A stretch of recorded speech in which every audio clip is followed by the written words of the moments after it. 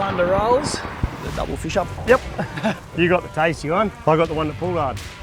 Biggest of the size of the ones that were hunting in these packs. On the jig too. We'll take that one. We'll definitely take that one. One of Nico's favourite fish. We're all good. We are good at the moment. Just starting to push up on this reef edge here near Nige. I think they got the weather right. Temporarily anyway. Yeah, that's right. We'll take it. We'll take it while we've got it. Absolutely magic. That coastline in the background, it's so pretty. So much coastline up here too. The Great Divide dumps straight into the ocean. The rainforest meets the reef. The bait here, bait school up there, another bait school jumping right next to us. So much happening. You never get tired of pulling up on a place like this. We'll come sort of up around here, I think, and we'll just start working our way. Front edge of the reef, we're sort of just tucked up inside it here, but it's a good starting point just to get sorted, get some gear tied on. Come through, we work all these little cracks up through here. Plenty of bait, fuses are getting nervous. I like it. So we're going to start by making noise. There's not as much run, and sometimes fish aren't as active because bait doesn't ball up quite the same way. So we're going to actually try and make them react. Give them not much time to look at something, go, that's noisy, it looks like food. I'm going to grab it, I'm going to just try and kill it before it gets away. I'm just going to make a lot of noise. I think you'll probably get the reaction bite with a faster retrieve. I'm going to have a lot slower retrieve, but we'll keep it mixed up. We'll see what creates the bite, and hopefully get a nice G or a nice mackerel straight off the bat. There was jeeks, there was trout, now there's sharks are coming in to see what's going on. Little shark coming up there now. I think the little black tips. I reckon I'll come back. There's so much competition in that pack. Here we go, here we go, here we go, here he comes, here he comes. Oh, I got him. Got him. Got Little fella, keep him up.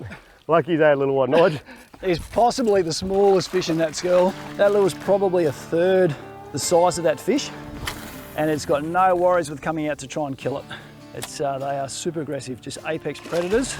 This is the GTs, the giant trevally, are such apex predators of this environment. Pretty much everything's afraid of them.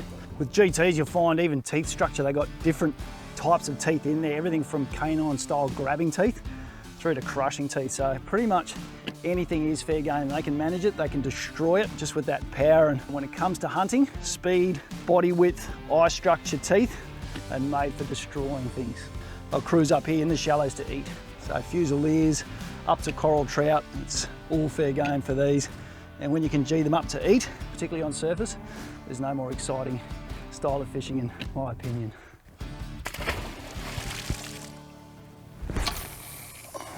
Come on, matey. Yeah, lift him, you're right. Yeah. Got a hand? There he is there. Bit of blood. That's not good. He ate that pretty deep. Oh yeah. Shark's coming in. Come on, mate, stop bleeding. That's nice. There's your shots there. Oh, there you go. Got the release. And he fell off. Perfect. Well, so far I think there's 6 or 7 casts across the reef flats, and pretty much only one's come back unmolested. And this is all about patterns. Nico and I spend way too many hours talking about this, and it's the reason we mix and match, because every day the unknown is what's the mood of the fish going to be, and we experiment pretty much all day. It's got very quiet over this side of the reef. There's a lot of bait back over there. I think it would be mad not to go back to where the natural indicators tell us the predatory fish should be. The ocean always has current flowing on these neap tides. Obviously we're not getting the tidal influence, but the normal current that's in the ocean is still pushing, which is creating a pressure edge, and I think that's why them fish must be sitting over there. So it's all about trying to find some form of water movement, some form of bait concentration, and where you find that, you typically find the predators.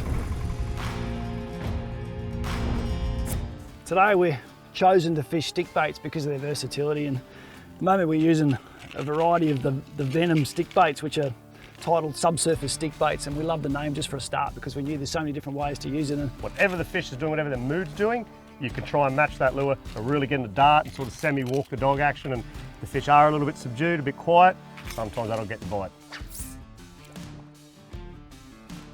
Oh, here we go, here we go, here we go, here we go. Got him. We had a whole lot of activity here, and we're pushing to what we thought was more productive parts of the reef. We kind of left these fish, and then where we went was, the current was different. It's a mistake I reckon I've made so many times. And you can have plans in your head that are sometimes a little bit too steadfast. And there's this wise old saying in fishing that don't leave fish to find them somewhere else. I keep learning it though. The old surface bite is so addictive to watch. Come on, stay on, buddy. Flashing and rolling out there. running out of water. Not a cool fish. We're nearly done. We're just going to have a look at you and we're going to let you go. It was up. I think he was the biggest one of, biggest sort of size of the ones that were hunting in these packs. Oh, thanks, mate. There you go. One of Nikolai's favourite fish. He's a little bit addicted to these. I am. This one took the fast-moving surface stick bait. It seems to have been the only lure and approach which has generated interest today. So I think kind of worked that out now. We'll both be throwing fast, splashy stuff. Oh, that's a better one. Good fish. Secret to having a good setup transducers, you can mark things at speed. That's how we done this one.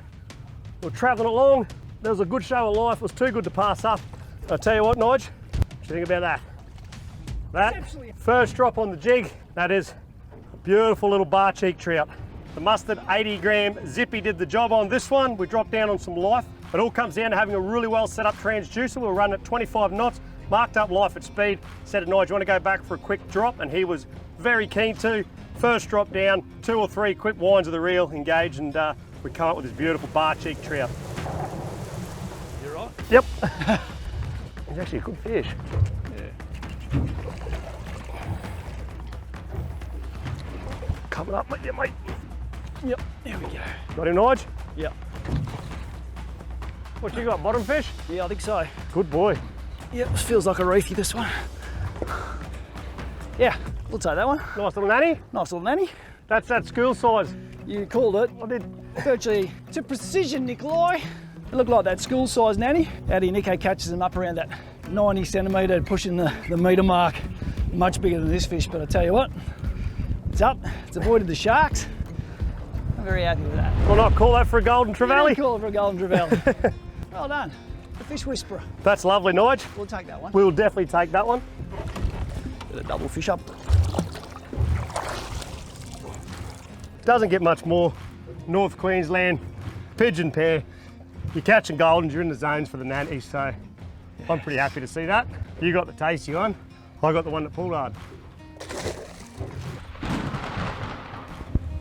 Thunder rolls. There's a decent flash before. This is wet season fishing at its best in the tropics. So that stage of the day where those storms rolling down those hills, Nico, and I much prefer to be out here than in there. We're all good. We are good at the moment. And we could be running away shortly. Yeah, could be the end of it, bite, but if you put the effort in, sometimes you get a bit of a reward at the end. Been whinging about being hot all day. Here we go. Now we're going to be wet and cold. There's one. Come on. Nice fish, Nige.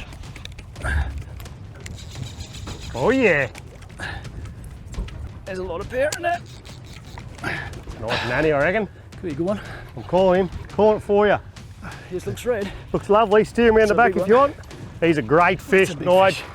That's a great fish. That. Oh, Oh no, you got me jig. whew. One of Nico's favourite fish. I think they are my favourite fish. Yeah. Definitely number one. Probably closely followed by the GT. Yes. That one's eating the bait, and obviously we dropped the jig and a bait.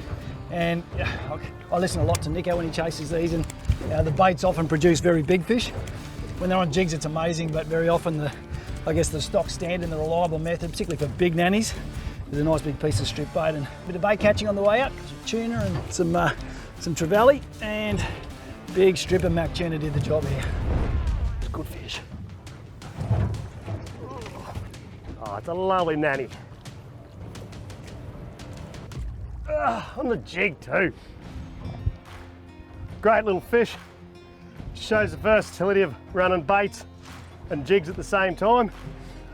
The afternoon's starting to build up with storms in the background, and I think all that activity's really changed the mood of the fish. They're starting to have a bit of a chew, but it's probably not a bad time to start thinking about getting out of here. Yes. Do you want me to keep up? Can we start? Marsh. I think I'll get him. One pump at a time. Although I haven't seen it yet, generally the nannies, you can feel them, they'll swallow it, you can feel it in inside their mouth. They'll be trying to sort of chew it and crunch it, let them really swallow it, not strike too early. That way you know that hook's going to find a bit of meat in their mouth. I've caught a few of these, Nige, and generally that bite is so traditional and standard. Very distinctive. Distinctive is the word I was looking for in that. Swim him on, pull him up, and mate, I'll catch those things all day long. Such a beautiful fish. Another nice nanny. That is beautiful.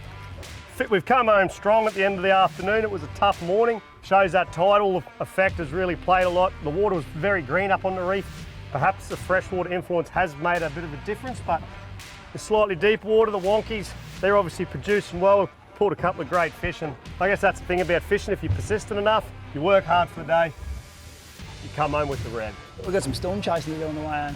I've been trying not to look over that way, but I think it's inevitable. We're going to have to batten the hatches down and punch straight through, but a few fish in the esky. Always makes you feel a lot better. That cold beer when we get home is going to be very, very delicious.